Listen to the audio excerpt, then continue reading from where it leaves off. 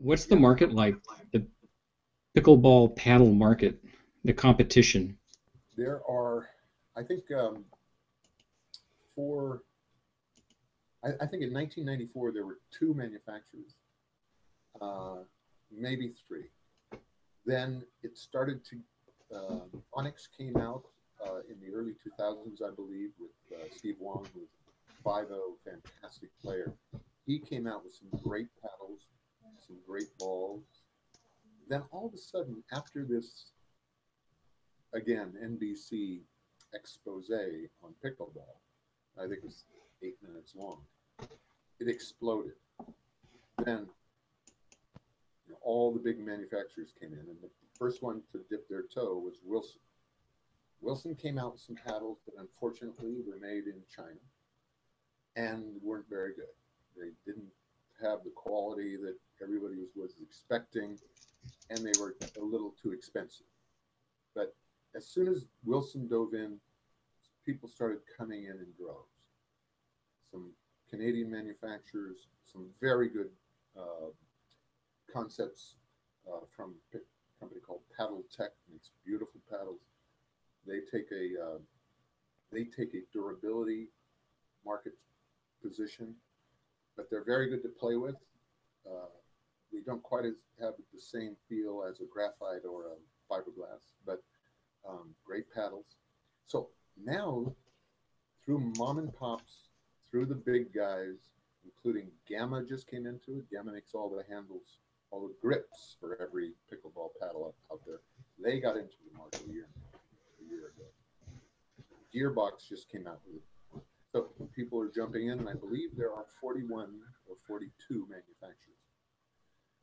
So, you have to imagine as a business person, why in the world would we want to get into a 42 person company marketplace that only has 2 million players, unless you have a better idea. So all you can do is either have clout, like a Wilson, or you have distribution, like a company called, um, well, Steve Wong company Onyx was just purchased by Escalade Sports, and they have the ping pong brand, and anyway, great distribution.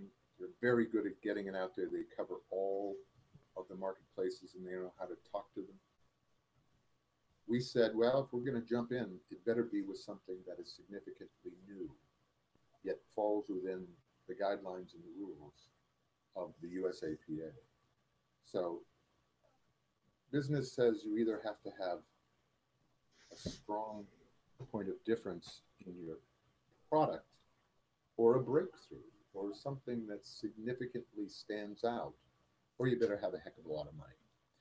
And so, since we don't have the second, we're kind of glad that we do have a bit of the first.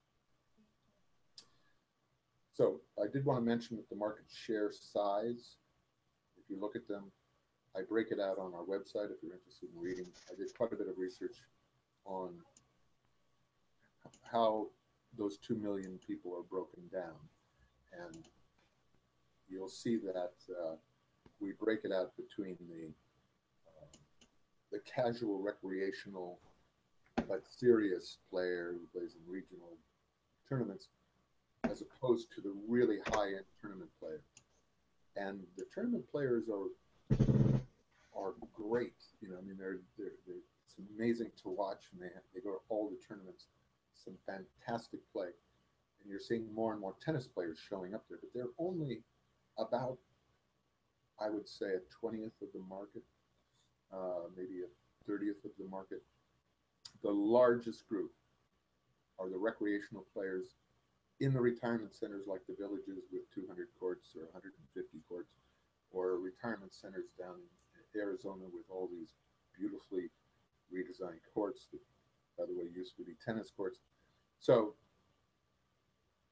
the tournament market is just a small portion of it. The largest and fastest growing, we believe, is the direct city community center marketplace. So we believe that with some tools and a good starter kit, we can help that group grow very, very quickly, like it has done here in Seattle. So, Getting again, back to the paddle, will any of the components be made in the U.S.? That's a great question. Unfortunately, most of the um, carbon fiber work that we're looking at is actually designed all here in the U.S., but is manufactured like from the tennis racket frame people who are all manufactured in Taiwan. Now, we're always wanting to do U.S. All the materials, the handle, the grip, and the inserts themselves are all produced by companies here. And for us, it's on the West Coast. There are a couple of East Coast manufacturers of some graphite material we're looking at. But so we believe the edge guard will have to be made overseas, but we're looking at that as well. The cost, the quality control for the carbon fiber element is the most important. So we're really hoping that we can find that applied here. But most of the frame technology and knowledge acumen is in the Far East. It will all be shipped here. It will all be assembled by us, literally in our garage, and put together and sent out. And as it grows, it will be all manufactured in the Seattle area. So manufacture is the question. A lot of parts of a lot of different things that say made in America are, of course, some of them have to be manufactured off-site, sometimes overseas, and we may have to run into that, but we're looking to do it all here. When do you expect the first units to be available for sale? Well, should this campaign go well, and I'm not saying we're being pretty ambitious here, but we're looking to get it done by the end of September, right at the beginning of October. That is the sweet spot for the obviously Christmas market and for the snowbird market, where everybody heads south from colder climates down to the retirement communities. We would love to hit that. I'm not saying we're going to be able to necessarily. It all depends on how quickly and if the money comes in now. We are targeting to be fully operational here at the end of August and the beginning of September. We do some manufacturing of prototypes and testing, and then our first ones roll off, we believe, at the end of September, early October. Best case scenario, where do you want to see yourself in 3 to 5 years? Well, frankly, my partner Mark Nakagawa has ideas about sports concepts in skiing and tennis and all sorts of things. He was there when Prince came out with their big-headed racket that said they didn't even care about the tournament market. They just sold it to people who wanted to play better, and sure enough, they could. He's been involved in the ski industry that went from metal skis to carbon fiber skis to wood skis to honeycomb skis. He's been through all of that, and he's got ideas not only about the pickleball area, but other sports as well. Some pretty interesting concepts that we have now in design and patents, intellectual property, have to do with different concepts that replace honeycomb inside of a surface to give it tensile strength, top and bottom, and yet aren't restricted to breaking down in the way that honeycomb does. So TORQ is a sports company concentrating on pickleball initially, but ideas that transcend, and we're just trying to find new, interesting ways to take the rules that exist and to look at them from a new angle, from a new perspective. So what if we did this? What would happen to the structure of the insides of this material if we did a fanned approach? What would happen if we did this? So by thinking outside the box, but thinking in a different way, other sports are available for evolutionary ideas as well. So that's our mantra. We're trying to get, start an evolution here with pickleball, but also to begin a company that can be innovative through knowledge of the industry, but also ways of thinking about things from a new angle. So that's kind of the story. And pickleball is the start. We have a passion for it. It's just growing so quickly. And so many people, we listen to so many people who come in and say, really, is this all the better the paddles are? I mean, I was really surprised. They're used to spending $200 on a carbon fiber titanium, beautiful, precision, technical, high-end design. And none of that exists now. And partially, the reason we think it doesn't exist is that the material has been restricted. The edge guard has been limited. So we're just approaching it from a new structural angle. So what's plan B if the Indiegogo campaign doesn't meet its goal and you have to raise venture capital or equity capital? How far is that going to set you back from delivering product? Quite a bit. We're running in parallel an effort for what's called a Reg D filing of an individual round one to get our first ones produced. It's not a lot of money. I've been involved in raising money for companies for quite a while, my own company. But I didn't want to immediately sell equity. I wanted to provide basically a pre-ordering service through Indiegogo. Pre-order the paddle, spend $125 and get a $125 paddle. Be the first one to get it. That it's sort of more of a sales strategy and a marketing strategy by doing a crowdfunding campaign first. So we're doing it in parallel. All the private placement memorandums and the business plans and all of that is built for our 5-year vision, which I've done with other companies. But I really wanted to give it a chance to be funded by people who will actually play with the paddle. So that's why we started that. It sounds like pre-order. It is. You want people to pre-order. You order today, you'll get it in 6 months. Well, and that's kind of how the software industry started back in the day, isn't it? They threw ads out on in a magazine, and if enough people ordered it, then they actually produced it. I was in that software business, as I think you were too. And yes, there was a market analysis,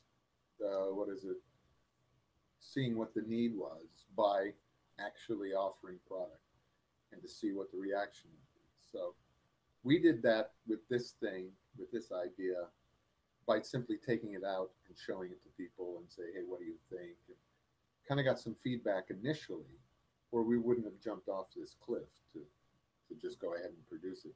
It's a good enough idea, and we believe it's an idea that can influence so many characteristics of this paddle, of this equipment, that it's going to be an evolution, like the original 1984 fiberglass honeycomb. I guess it was graphite with honeycomb Nomex core, and I got a chance to talk to him, and it was amazing. The guy who invented that just came up with it. It was just, oh, hey, I wonder if this would be great, and it was just perfect. That's how ideas like this kind of happen. They happen from casual conversations about how come these paddles are so loud? Nobody's done anything about it. I know, says Mark, there's no structure to dampen. And that began what we hope is an evolution. So, are you able to get out on the court and play pickleball, or are you spending a lot of your time on the phone and trying to get this venture off the ground? Well, I've been taking acting lessons. No, I'm just kidding. You can tell from my video that I'm not a professional actor, and I think that's how it works. But my business is business, and so I write business plans, I do market analysis, I do. Ultimately, we would like to be in 5 years. We'd like to, be public or have somebody, work in coordination with a leader in the field, somebody who wants to do pickleball right. We hope to do pickleball right, and then you take it to a manufacturer who can use their clout to get it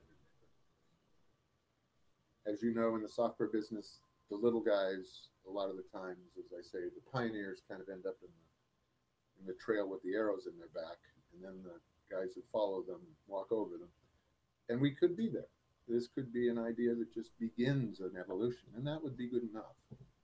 But we believe if we do it right and get enough people to support and like this paddle and stay in touch with them and have them be part of the production process and the product development process, we can create some fantastic ideas that all fall within the rule book.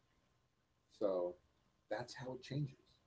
That's how the graphite paddle rackets and tennis and squash revolutionized those industries. So we don't believe in revolution, but evolution. Viva la evolution. That's what we're trying Viva la evolution. Okay, Tom. Well, thanks so much for the insights into TORQ Sports Group. Is there anything else you'd like to talk about before we sign off? No, but I hope to come back and talk about some of these other ideas as well. We hope that you can help us showcase some of other concepts that might work well within this, including when we come out with some new handle shape ideas. Love to talk to you about those. So before we go, how about social media? Are you going to be using social media to get the word out? Yeah, you can find us on Facebook and Twitter. A lot of the audience that we're going after, as you probably know, is 30 plus. They're not millennials necessarily, although a lot of great players are playing pickleball now. But I don't believe that the people who are switching from tennis, racquetball, squash to pickleball are social media or on social media all day long.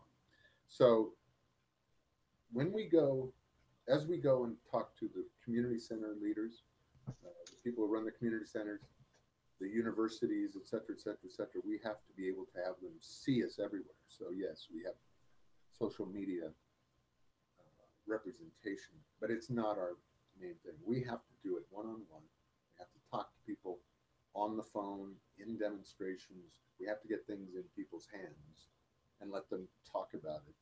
Whether they use social media or whether they talk about it on the court in the community center off in Milwaukee, Wisconsin, that to us is the strongest channel. I guess that's the player reps. It is, absolutely. So I think the company that we are learning this from have 634 player reps in the U.S. That's regional, city, town, community, and it just goes down to creating lessons, small, they'll show up and play with these folks on the tennis courts or the squash or the racquetball or whatever it happens to be for this company.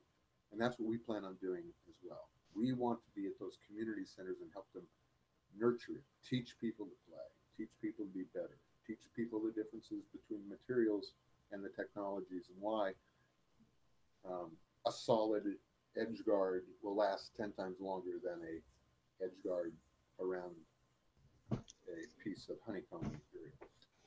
That kind of thing. Anyway, interesting approach. And I appreciate the time to get to talk about it. We'll see how it goes.